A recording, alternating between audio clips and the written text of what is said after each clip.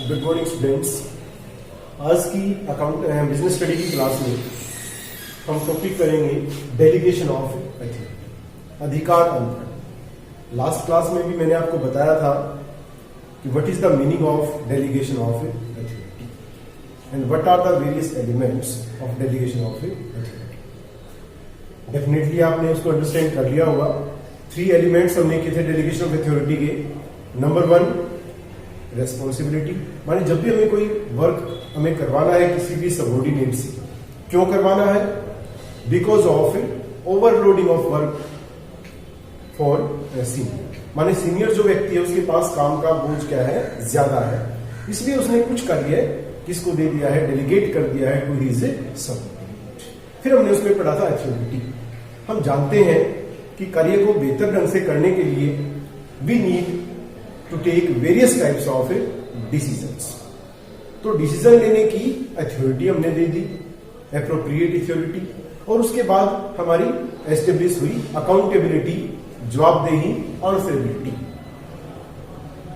तो आज की वीडियो में हम क्या करने वाले हैं, ये जो डेलीगेशन ऑफ अथॉरिटी हम कर रहे हैं, माने सीनियर सारा का सारा कार्य खुद करने की बजाय, सारा का सारा कार्य का जो वर्कलोड है वो अपने ऊपर लेने की बजाय, if he delegate some authorities to his nearest subordinates, then what is the benefit, what are the various advantages of this system, ये हम आज की वीडियो में बच्चों देखेंगे। तो सबसे पहले अगर हम देखें प्रभावपूर्ण प्रबंध, इफेक्टिव मैनेजमेंट, इस को समझने के लिए सबसे पहले हमारे लिए 2 जो वर्ड्स हमारे इसमें हैं, यूज हुए हैं, उनको समझना जरूरी है। नंबर 1 इफेक्टिव और नंबर 2 मैनेजमेंट। और ये आप लोगों के लिए कोई नया वर्ड नहीं है बच्चों। जब फर्स्ट यूनिट हमने की थी मैनेजमेंट, तो उसी में आपने जो है इफेक्टिव को भी पढ़ा था और मैनेजमेंट को भी। मैनेजमेंट के बारे में आपने पढ़ा था कि मैनेजमेंट और कुछ नहीं है, वो जो सबऑर्डिनेट्स आपके हैं उनसे काम आप कैसे करवाते हैं, उसकी एक आर्ट है। माने अपने सबऑर्डिनेट्स से काम करवाना, उनके साथ मिलके बेटर वर्क करना to achieve predefined, predetermined aims and objectives is management. ये हम पढ़ चुके हैं। Number 2 second word is effective. हमने ये टॉपिक भी किया था फर्स्ट यूनिट में कि what is the difference between effectiveness and efficiency. वहां पे हमने किया था कि प्रभावपूर्ण माने इफेक्टिवनेस का मतलब है to complete a job in predetermined और स्टैंडर्ड टाइम। माने जो भी हमें समय दिया गया है किसी कार्य को पूरा करने के लिए, अगर उसी समय के दौरान, उसी समय के अंदर उस कार्य को अगर हम पूर्ण कर देते हैं, कंप्लीट कर देते हैं, समाप्त कर देते हैं, तो इसको हम क्या बोलेंगे, इफेक्टिवनेस। तो यहां पे हम क्या कर रहे हैं कि डेलीगेशन ऑफ अथॉरिटी क्या करता है, वो इफेक्टिव मैनेजमेंट में हमारी हेल्प करता है, माने वो मैनेजमेंट को इफेक्टिव कर देता है। माने delegation of authority helps management in completing job in a pre defined और प्री डिटरमाइंड पीरियड। कैसे करता है जी? अब हम सभी जानते हैं कि जो सीनियर है, अगर उसके पास कार्य का वर्कलोड ज्यादा है, उसके पास बोझ ज्यादा है, भार ज्यादा है कार्य का, तो डेफिनेटली वो कोई भी कार्य समय से नहीं कर पाएगा।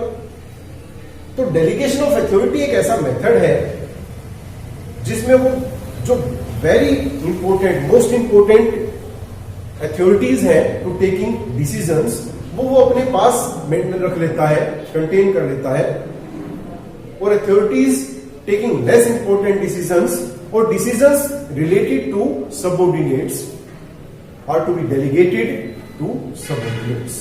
तो उन्हीं को डेलीगेट कर दी जाती है अथॉरिटी जिसने डिसीजन लेने हैं। इस केस में जो सीनियर है, सुपीरियर है, उसके पास समय ज्यादा बचता है और कार्य जो उसके पास कम बचता है। वेरी इंपॉर्टेंट टास्क उसके पास बचते हैं। तो यहां पे इन्होंने हालांकि कहा नहीं, हम ये भी कह सकते हैं एफिशिएंट एंड इफेक्टिव मैनेजमेंट, माने जो कार्य की गुणवत्ता है वो भी बढ़ेगी हमारी और समय रहते हुए हमारा कार्य पूरा। सेकंड हमारा है कर्मचारी विकास, एम्प्लॉय डेवलपमेंट। डेवलपमेंट का क्या मतलब है? 2 वर्ड हम नेक्स्ट जो हमारी यूनिट आएगी उसमें भी पढ़ेंगे। One is training and another one is development. तो उनके डिफरेंस का हमें पता होना चाहिए। जब हम ट्रेनिंग की बात करते हैं तो किसी एक पर्टिकुलर जो टास्क है, पर्टिकुलर जो वर्क है, उसको करने के लिए हम अपनी एफिशिएंसी को इंक्रीज करते हैं, उस कार्य को करना हम सीखते हैं, तो ट्रेनिंग है। लेकिन जब हम अपनी पर्सनैलिटी को डेवलप करते हैं, ओवरऑल पर्सनैलिटी को डेवलप करते हैं, चाहे उसमें हम कम्युनिकेशन स्किल की बात करें, चाहे उसमें हम लीडरशिप स्किल की बात करें, चाहे हम मोटिवेशनल स्किल की बात करें, अगर ये सारी स्किल हम इंक्रीज करते हैं, इंप्रूव करते हैं, तो उसको हम क्या बोलते हैं? तो एम्प्लॉइज का डेवलपमेंट कैसे हमारा संभव है? डेलीगेशन ऑफ अथॉरिटी से। अभी हमने थोड़ी देर पहले कहा कि जो सुपीरियर है वो जो हमारी अथॉरिटीज है जो related to decisions regarding employees, माने जो एम्प्लॉइज ने डिसीजन लेने हैं उनसे रिगार्डिंग अथॉरिटी एक सुपीरियर अपने पास ना रख के सबॉर्डिनेट्स को ही दे देता है, डेलीगेट कर देता है। तो जो एम्प्लॉइज है, सबॉर्डिनेट्स है, वो भी डिसीजन लेना सीखते हैं। वो सीखते हैं कि कैसे डिफरेंट सिचुएशंस में डिसीजन लिए जाते हैं, डिफरेंट सिचुएशंस को हैंडल किया जाता है, कंट्रोल किया जाता है। अब इससे क्या होगा? वो डिसीजन मेकिंग स्किल सीखेंगे, कम्युनिकेशन स्किल सीखेंगे, उनको भी अपने सबॉर्डिनेट्स को मोटिवेट करना पड़ेगा। तो नेक्स्ट फ्यूचर में जो है, नियर फ्यूचर में अगर ऐसी कोई अपॉर्चुनिटी अराइज होती है तो वो भी जो है प्रमोशन का बेनिफिट ले सकते हैं। नेक्स्ट हमारा है कर्मचारियों का अभिप्रेरण, एम्प्लॉय मोटिवेशन। अगर हम किसी को हमें प्रेरित करना हो कोई कार्य करने के लिए, तो सबसे अच्छा तरीका क्या है? मान लो एक व्यक्ति जो है वो चोरी करता है, उसको हम चाहते हैं कि वो चोरी ना करे, तो अच्छा तरीका क्या है कि उसको जो है उसी कार्य को करने की रेस्पॉन्सिबिलिटी दे दी जाए। जिस चीज की चोरी होने का डर है, उसकी सुरक्षा की जिम्मेवारी अगर हम उसको ही दे देंगे, तो ये सबसे बड़ा मोटिवेशन है और इससे जो है उसका हृदय परिवर्तित हो सकता है। तो यहां पे भी हम ऐसे ही कर रहे हैं, कर्मचारियों को कार्य करना है। अगर कर्मचारियों को हम प्रॉपर अथॉरिटी हम दे देंगे डिसीजन मेकिंग की, अगर वो खुद निर्णय लेंगे, तो डेफिनेटली वो जो है उनकी इमेज इंप्रूव होगी, उनके खुद के माइंड में भी और ऑर्गेनाइजेशन में भी, और वो और ज्यादा अच्छा कार्य करने के लिए, बेटर करने के लिए जो है वो मोटिवेटेड हो जाएंगे। इससे क्या होगा? विकास में सहायक। नेक्स्ट हमारा है विकास में सहायक। किसका विकास? ऑर्गेनाइजेशन, इंस्टीट्यूशन का विकास। मैंने लिखा है यहाँ पे helpful in development of the organisation, संगठन का विकास। अब संगठन के विकास में हम यहाँ पे 3 चीजें लेके चलते हैं बच्चों: विस्तार, आधुनिकीकरण और विविधीकरण। विस्तार माने एक्सपेंशन। कोई भी बिजनेसमैन अपने बिजनेस को इंक्रीज करना चाहता है, बढ़ाना चाहता है। बढ़ाने का मतलब क्या है भाई? नई ब्रांच जो है वो खोल लेना नई जगह पे, बिजनेस के साइज को इंक्रीज कर देना, प्रोडक्शन की क्वांटिटी को इंक्रीज कर देना। दूसरा हमारा क्या है? आधुनिकीकरण, मॉडर्नाइजेशन, माने न्यू मेथड्स का यूज करना, नई नई मशीनों का यूज करना किसी कार्य को पूरा करने के लिए। और थर्ड हमारा है विविधीकरण। विविधीकरण की जब हम बात करें तो इसको हम डाइवर्सिफिकेशन बोलते हैं। नए प्रोडक्ट बनाना, नए नए तरह के प्रोडक्ट बनाना। जैसे कि अगर हम हिंदुस्तान लीवर लिमिटेड एक कंपनी है, उसकी बात करें तो वो कई तरह के जो है बाथिंग सोप बनाती है, वो डिटर्जेंट पाउडर बनाती है। तो इसको हम क्या बोलेंगे? इसको हम बोलेंगे डाइवर्सिफिकेशन, विविधीकरण। अब बच्चों ये सभी करने के लिए हमें क्या करना पड़ेगा? एक इतना अगर हम विस्तार कर देंगे ऑर्गेनाइजेशन का, अगर हम नई नई मशीनें लगाएंगे, नई नई विधियों का यूज करेंगे, डाइवर्सिफिकेशन करेंगे, तो उसको कंट्रोल करना किसी एक पर्टिकुलर पर्सन के लिए या कुछ मैनेजर्स के लिए पॉसिबल नहीं हो पाएगा। तो उसे क्या करना पड़ेगा? उसे बहुत सारे एम्प्लॉइज की हेल्प लेनी पड़ेगी और उनको डेलीगेशन ऑफ अथॉरिटी करना पड़ेगा। तो डेलीगेशन ऑफ अथॉरिटी के बगैर किसी भी ऑर्गेनाइजेशन का डेवलपमेंट इम्पॉसिबल है। नेक्स्ट हमारा है अधिकारी अधीनस्थ संबंधों का आधार, base of senior subordinate relationship या सुपीरियर सबॉर्डिनेट रिलेशनशिप। सुपीरियर जिसके पास ज्यादा अथॉरिटीज है, और सबॉर्डिनेट जो उसी के अथॉरिटी के अंडर काम करता है, जो उसको काम डेलीगेट किया गया है उसको वो करता है। अब सुपीरियर सबॉर्डिनेट जो रिलेशन है उनका आधार है डेलीगेशन ऑफ अथॉरिटी। कैसे? अगर हम डेलीगेशन ऑफ अथॉरिटी नहीं करेंगे, सुपीरियर के पास अगर सारे के सारे अथॉरिटी रहेंगे, सारे के सारे अधिकार रहेंगे एक ही व्यक्ति के पास, तो उसका अधीनस्थ कोई नहीं होगा, उसका सबॉर्डिनेट कोई होगा ही नहीं।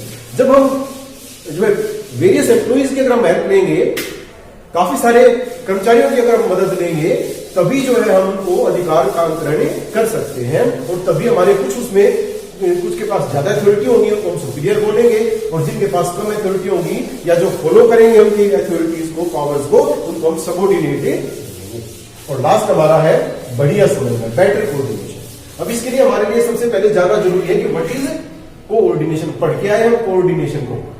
कोऑर्डिनेशन माने ऑर्डर के अकॉर्डिंग चलना, एक क्रमबद्धता इसको हम बोल सकते हैं।